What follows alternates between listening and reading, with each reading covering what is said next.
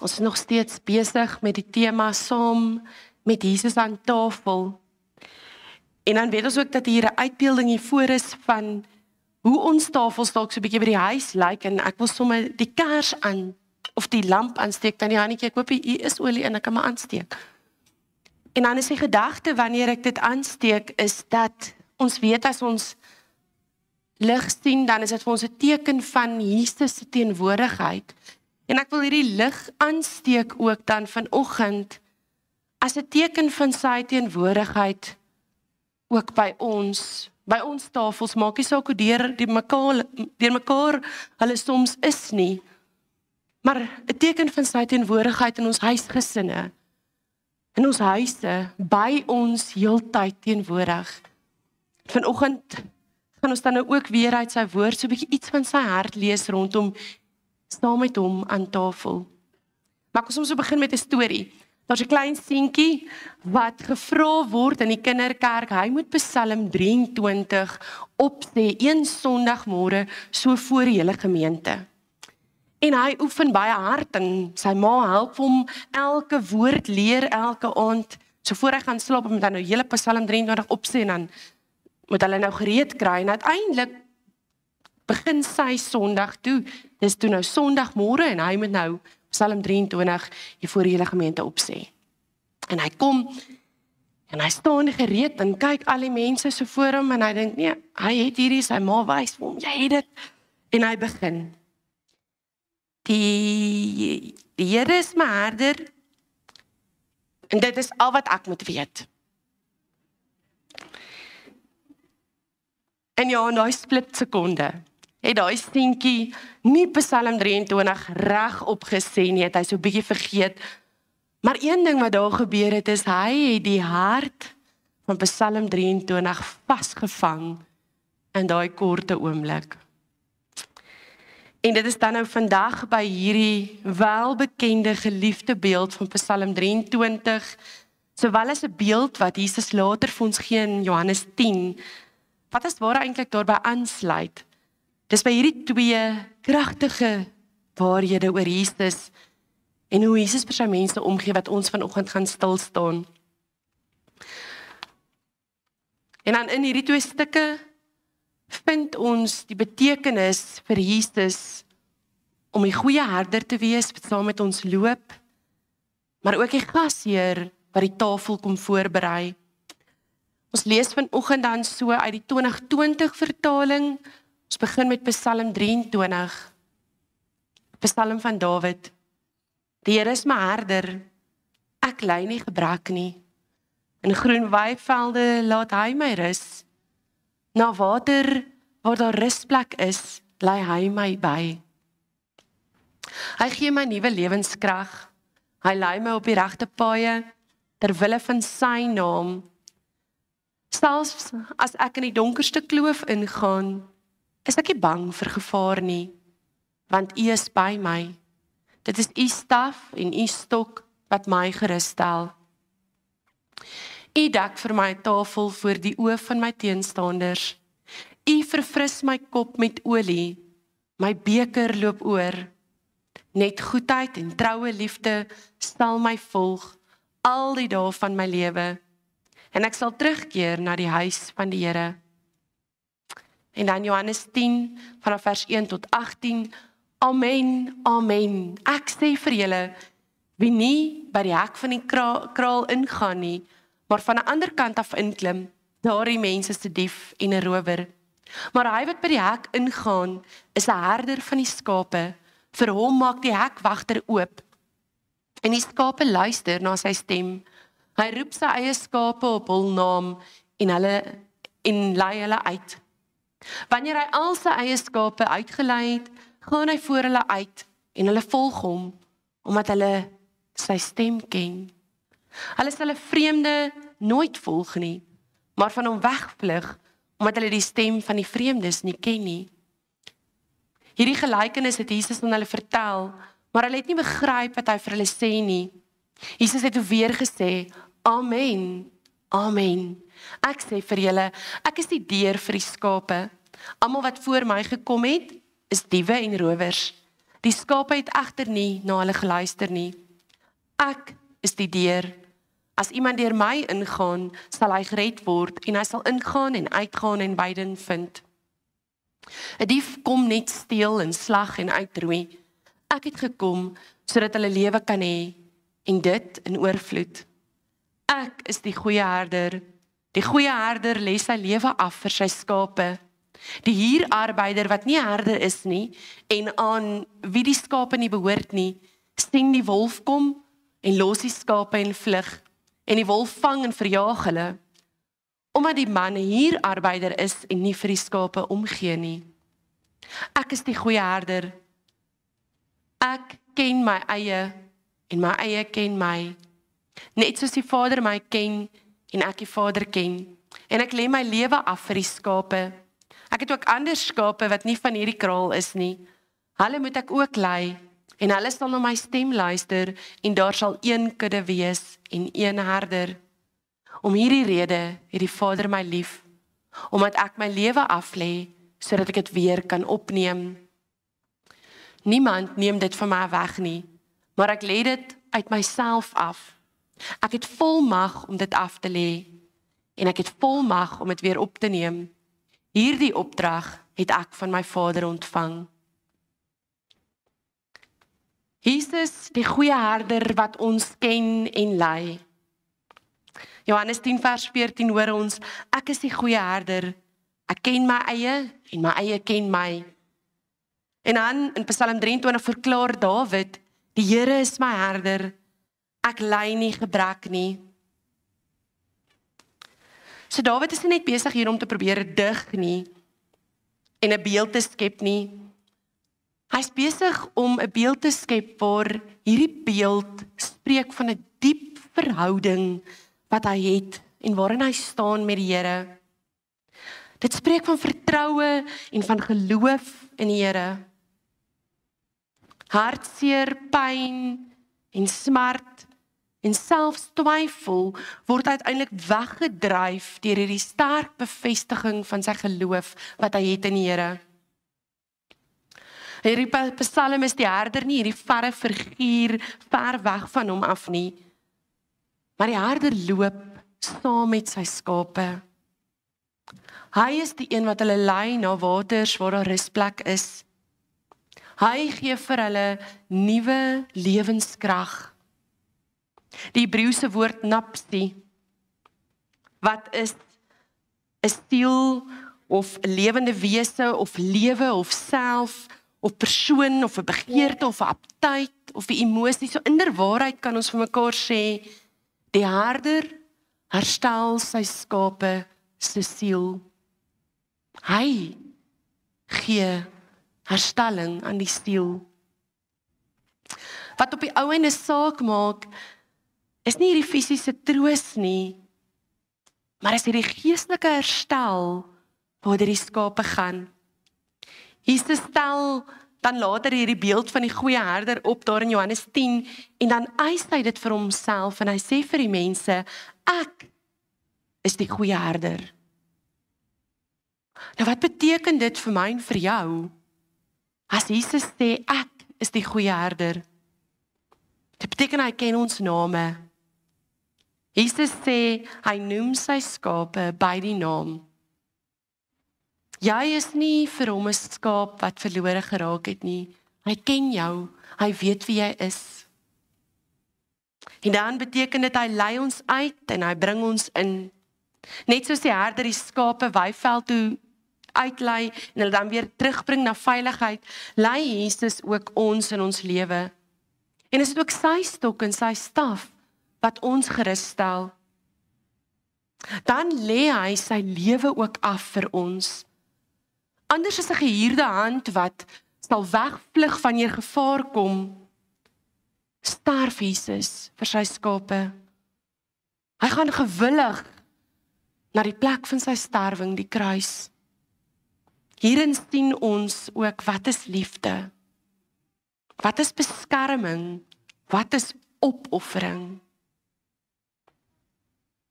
Hy lê sy lewe af vir sy skape. So Christene, kan as ware Psalm 23 van Dawid lees en sê, Jesus is my herder. Ek ly nie gebrek nie. Jesus ken jou en hy lei jou.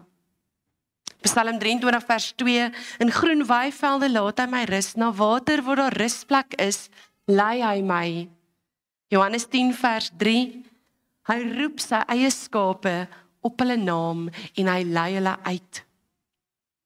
Skape kan nie alleen in die natuur oorleef nie. Skape moet konstant in die teenwoordigheid wees van hulle herder. Hulle is afhanklik van hulle herder. Die Midde-Ooste se herders was lief vir hulle skape. Hulle het elkeen 'n naam gegee en hulle het elkeen teer ontvang en hulle beskerm en hulle versorg.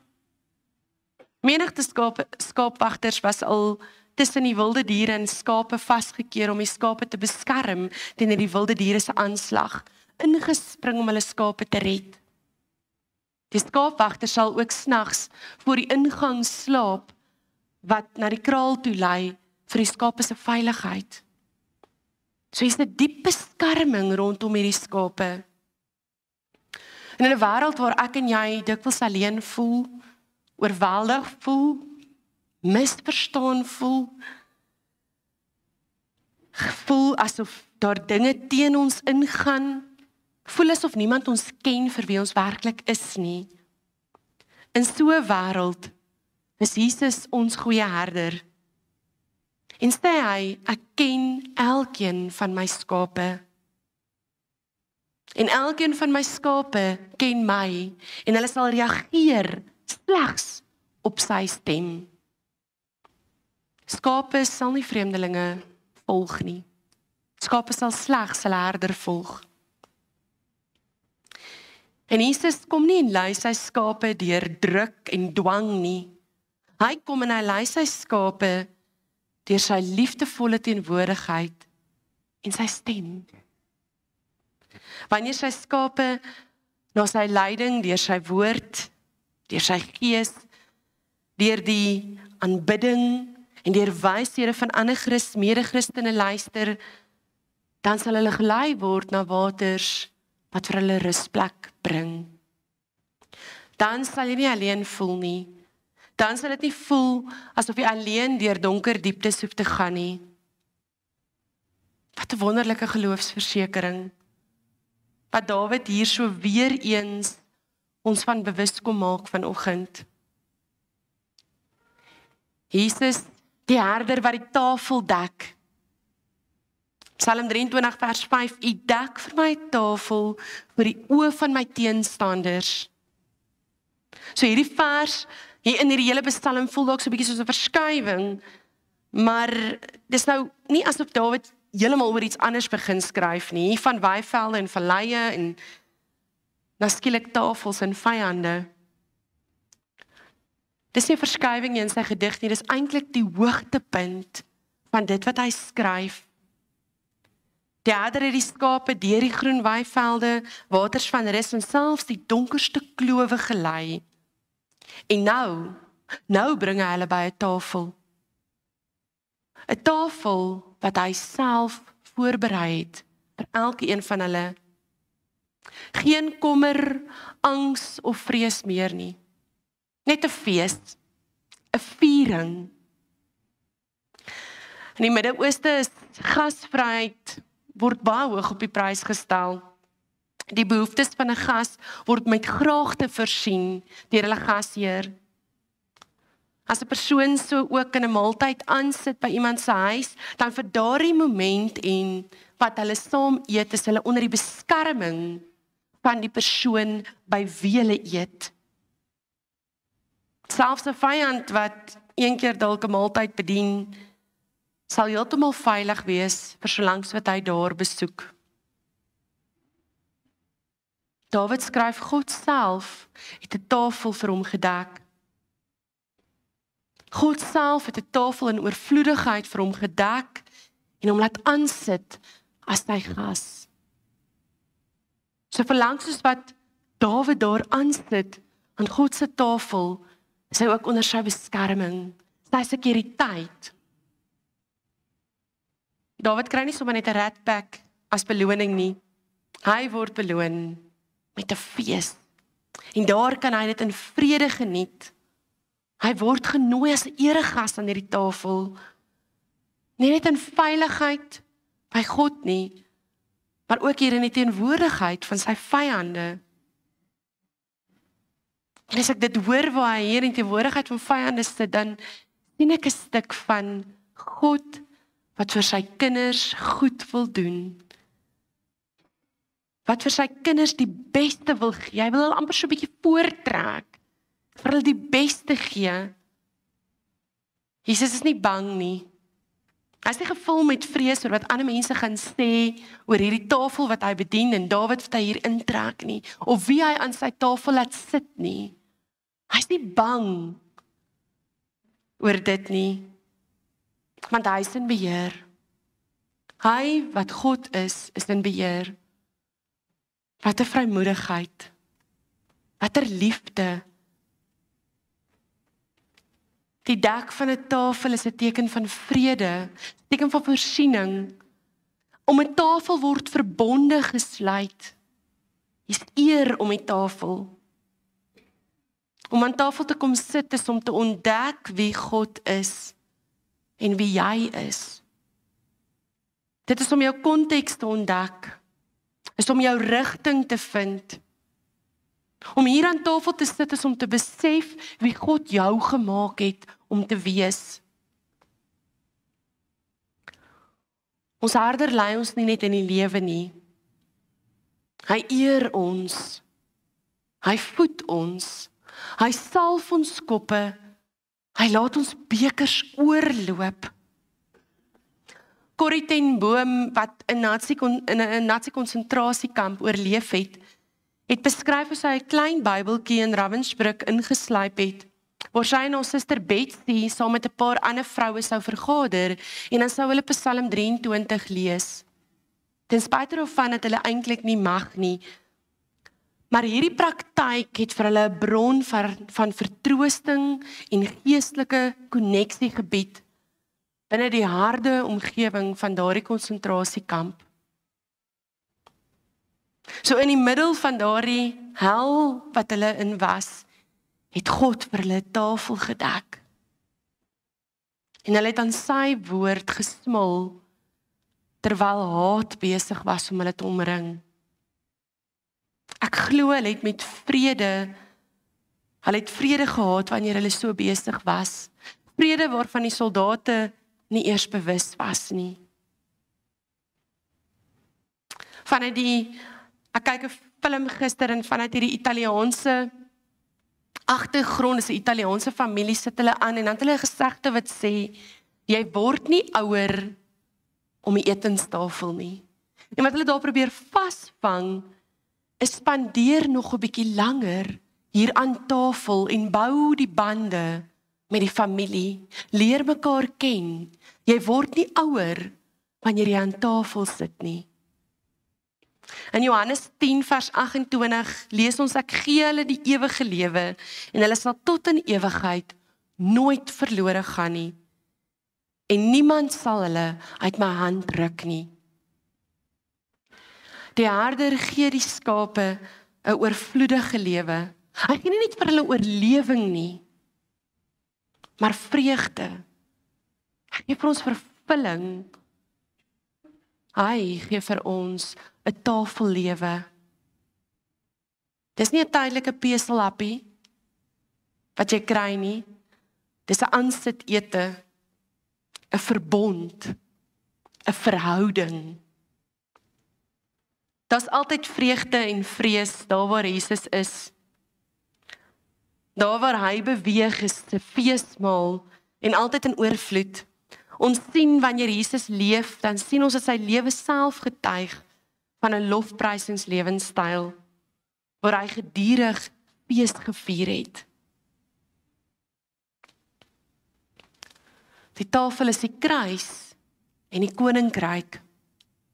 Johannes 10 vers 11, ek is die goeie herder. Die goeie herder lê sy lewe af vir die skape. Hoe berei Jesus vir ons 'n tafel voor? Die belangrikste tafel wat nog ooit gedek was die aand toe hy verraai is. Dis toe Jesus die brood gebreek het en die wyn aan sy disippels gegee het en dan het hy vir hulle gesê, dit is my liggaam en dit is my bloed. Hy het sy lewe gegee. Hy het homself as het ware as 'n tafel kom dek vir hulle en vir ons.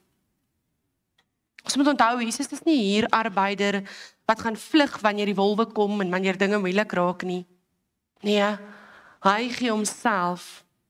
Hy offer homself op sodat ons beskerm kan word. Hy red ons van sonde en die ewige dood. Jesus het deur die dal van doodskade weer beweeg en hy het oorwin sodat ek en jy kan vry leef. Hy is nie net langs jou in tye van nood nie. Hy het vooruit geloop en hy het al die pad voorberei. Die kruis het vir ons beide die deur geword en ook die simboliek by die tafel. Dit was die weg na die kudde en die fees vir die siel. En nou, elke keer as jy by 'n tafel kom, onthou ons, die herder het ook die lam geword. Maar hierdie tafel gaan nie net oor die nou nie. Ons sien in Psalm 23, dan eindig Dawid sy psalm met hierdie volgende belofte: net goedheid en troue liefde sal my volg al die dae van my lewe, en ek sal terugkeer na die huis van die Here tot in lengte van dae. Dawid skryf hier vir ons van 'n vreugde en 'n seëning van om in 'n persoonlike verhouding met God te staan. In hier en nou, maar ook vir die toekoms. Dis ewig. Dis koninkrykspraatjies waarmee Dawid hier besig is. Die herder lei ons huis toe. Hy lei ons ook na die ewigheid toe. Die tafel wat ons nou proe, is slegs 'n voorsmaakie van die bruilofsmaal van die lam, waaraan ons elkeen gaan deel hê in die hiernamaals. Soos jy moeg vandag, stap jy dalk deur 'n donker vallei. Voel jy agtervolg deur vyande, vrees of mislukking? As dit jy is, hoor die volgende vanoggend vir jou. Jesus is jou herder. Hy het jou nie verlaat nie. Hy het jou vooruit gegaan. Hy loop langs jou en hy het vir jou 'n tafel voorberei. Vertrou hom, volg sy stem, smal aan sy teenwoordigheid. Jy moet nooit vergeet nie, die goeie herder is ook die genadige gasheer. Kom ons sluit net die oë. Dankie Here, dat ons onthou kan word, dat ons goeie herder is ook die genadige gasheer. Mag ons dit nooit vergeet nie. En mag ons by U aansit in U teenwoordigheid. En ontvang dit wat U ook vir ons lankal vooruit gegaan het om te gee. Amen. Ag, Verdoemenis.